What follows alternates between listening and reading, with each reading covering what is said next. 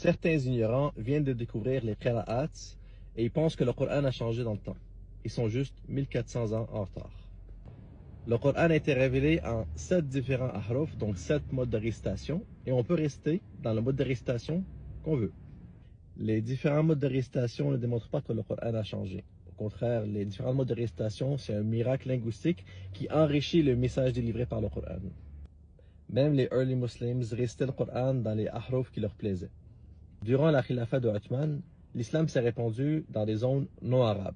Donc pour éviter la corruption du Coran et la préservation du Coran, lui et les Sahaba se sont réunis et les Tabi'in se sont réunis pour produire un mushaf officiel qui sera distribué à l'ensemble de la communauté.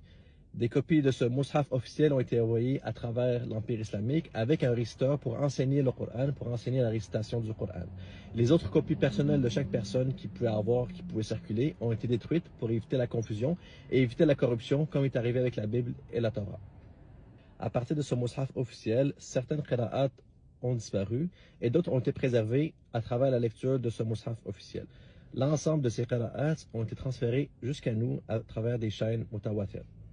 Contrairement à la Bible, où est-ce que chaque secte chrétienne détient sa propre Bible avec son propre nombre de livres. Ça, c'est de la corruption, ça, c'est des versions, ça, c'est des changements.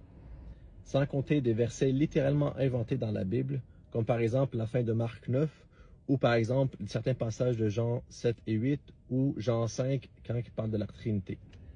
Alhamdulillah, le Coran est récité par des millions de personnes aujourd'hui. Il est appris par cœur par des millions de personnes.